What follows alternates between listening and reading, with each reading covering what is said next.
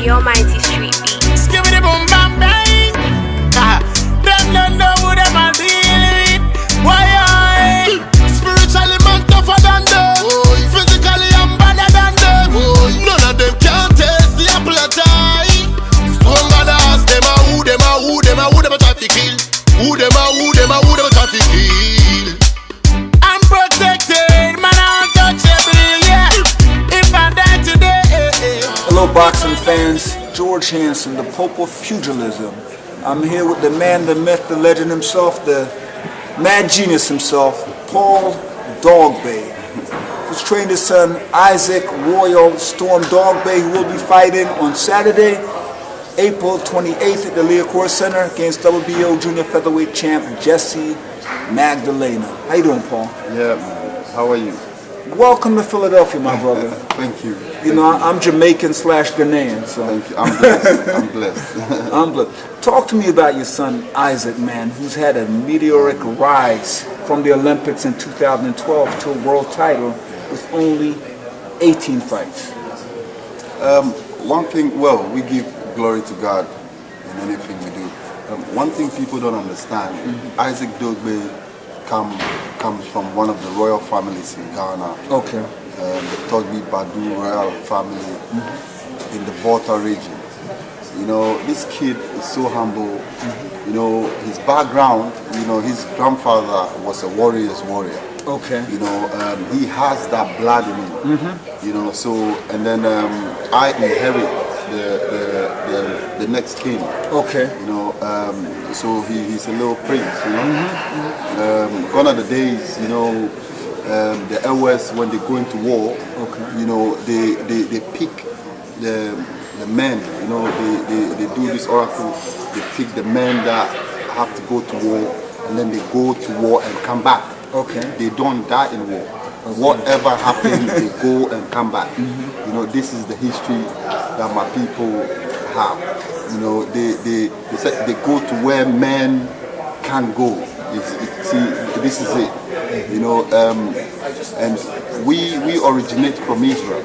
You know, the Ewes. You know, that's why Ewe is being spoken in part of Nigeria, the whole of Benin, the whole of Togo, and part of Ghana. You know, the Volta region of Ghana. You know, the Ewe language is spoken in all those.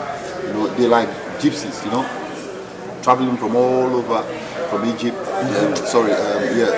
From Israel, and you know, and so Ewes are people that you know have that kind of. So you're saying, trying to get this was destined. Yeah. Okay. You see, it was meant to be a world champion. Yeah, because when you look at these kids' upbringing, I mean, I don't need to put my son in boxing because he was doing well in school, right? Playing football. When his grades are always excellent good. Grades. Right. You know, very humble, quiet. He doesn't really do no friend business. And one time I said, Isaac, come on. And then he went to school. Sometime he came back with a black eye. You know, and I said, what happened? And he said, oh, some guys just surrounded him and said because he's from Africa, they wanted to test him. Right. And he didn't fight. Oh my God, I was so pissed off. And I said, why didn't you fight? And then he said, Daddy, you said I shouldn't fight at all costs. I was so pissed off. You know, so since then, and then when the football, when they're doing their selections, they don't select the short guy, they select the tall guy. You know, in England they have that kind of, you know, they always select the tall guy, the giant. You know. So I said to him, let's change the sports. You know, let's you try. switched to boxing. That's it. How old was he? He was 13 years old? He was 13 years 13. old. Yeah, and then we switched to boxing. And all I was doing with him, we had a big park just right by my house.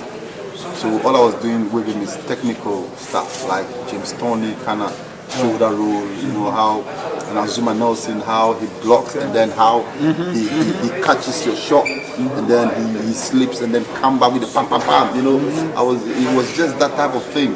How he'll pull, he'll step back and counter with the backhand, you know, again slip under you and then go back to the body, come over the top. So all I was teaching him is you don't punch to the head. Go to the body and then the head is going to come. I noticed that in his fights. He's an excellent body puncher, man. Yeah. Reminds me of Mike McCollum. I mean, he's like a little body snatcher. Yeah. I think that was the, and then his body posture too is like Azuma Nelson's body posture. So I was always, watching Azuma Nelson's videos, how Azuma blocks. Right. And then James Toney too as well, because I used to like James Toney's style, how he can just stand there and just bang, and then work with his body's anatomy, come up with the punches. It was just so beautiful. So I was using the same method, to train him. So a whole year it was just skill training, not running or physical. You've done an excellent job, because thank you. For a guy to 3 years or 3.5 years start boxing, make it to the 2012 Olympics, then you turn him pro in 2013. He had one fight, 3 in 14, I believe 8 in 15, 4 in 16, and won 1. 18 fights, and he's in a world title fight. How were you able to do it?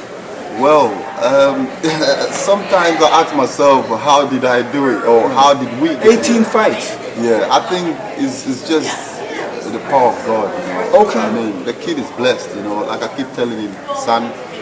I mean, there's no way you can't be a world champion, because he does everything right. I don't know what he does wrong. Okay. It's just something. Sometimes I just feel I've taken his childhood away from him. Yeah. Okay. Because he has no friends. Okay. He's just my friend, and he's got his little brothers. He's got 13-year-old brother and a 10 that is also in the gym with him all the time. The Sapo, Josiah, and that's the only fear that I have. Sometimes I just feel when he's working so hard, I get very emotional. But then I keep telling him, listen, don't worry. You're going to see where you're going to be and then where your friends will be, and then when you make it and you become about 4-5 weight division champion, then everything is going to come. Everything is going to come. I keep telling him, he's only 23. He's only 23 years old. Only 23 years old. And now you're fighting for a world title. The world title. So hey, this is it, right? Don't feel guilty, Pop. There's another gentleman who felt the same way. His name is Floyd Mayweather Sr. Oh, really? Felt his son lost his childhood. Really? but don't worry about it. Boxing was his passion. I never did. And it's Isaac's passion. So. But sometimes, my daddy was crying when he was going to the Olympics at the age of 17. Right. My daddy was weeping, and I said to Dad, listen, don't worry. I'm going to make sure he goes to school and finishes his masters and everything. Right. And then when he finished college, I told my dad he's finished college now, he's going to go back to university. And then he went to university, Hampton University, and then he got signed to come to America, that's California, and then we deferred the uni for 2 years. So we're on the road for 2 years. So now from when he deferred to now he's fighting for the world title 18-0. So now this August, September, he's going to go back to uni. Man, he keeps winning these world titles. He can buy a university. He can buy a university. Yeah, but I need to do what I promised my dad too. Because I my see kids, your point. When it comes to education. My daddy passed away. Okay. 3 years ago, and then so I need to do. It's something that me and him agreed.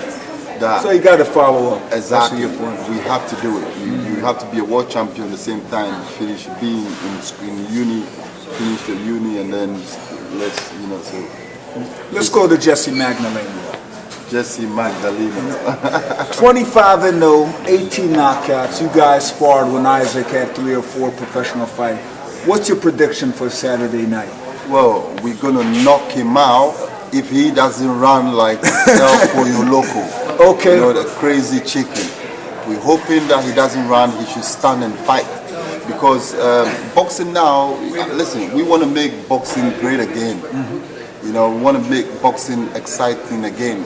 This division, the super bantamweight division, we want to make it exciting again. So he has to come and fight. Come and fight. Remember when we sparred Jesse Magdaleno at his gym? The 2 boxers were standing toe to toe in the middle of the ring. At that time, I think he was 20-0, and Isaac was about almost 4 or 5-0. Okay. And he couldn't shake Isaac's foundation. But I mean, he's a great boxer. I mean, he's great. That's why he's a world champion. Right. You know, we respect him. You know, but after that sparring, he was hugging my son. Oh my God, holding him, touching him, thinking that where's this guy from? You know? Okay. Yeah. So he knows what is coming at him. He knows what's coming, and his handlers know. I'm telling you, they know, bro. They know. You know, remember Isaac done his job for him too as well. So, I see your point, man. They know what's coming. So I'm just saying, we know you're a great guy, but because you've been very disrespectful and you cut Isaac's head and put on the floor, mopping Isaac's head, you know, with a mop, that is so disrespectful to me and my family. So come 28th of April, you surely know who is the real champion. Well, folks, Paul Dogboe, I mean, man, I couldn't have been more eloquent. The man says, come the 28th, the belt is going back to Accra, Ghana, then it's getting on a plane Back to to London, England. England. This is it. And hopefully it'll get on another plane during the summertime and head to Kingston, Jamaica. This is it. You know, there's a surprise for you, you know. Okay. In this fight, you know, we have the red, gold, green T-shirt that we bringing into the main event, the main fight. That is the kid Isaac is fighting in. So everybody go get your Bob Marley T-shirt and just come to Philly and come and represent the red, gold, green. Okay. This is it right here. Isaac Royal Stump Duggan. There you have it, folks. Paul Dogboe, congratulations, man. And I'm glad you're wearing the Eagles. You know this man, he's wearing the Philadelphia Super Bowl champ, so he's representing Philly.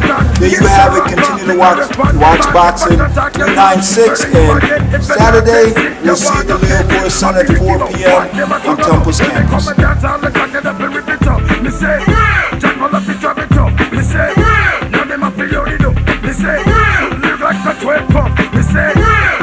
You wanna get built up when me come down, tell and not become pressure. Jack only the boy, if you know the yardie bed. When it come down, tell and not become pressure. Jack only the boy, you better not test gunshot like a big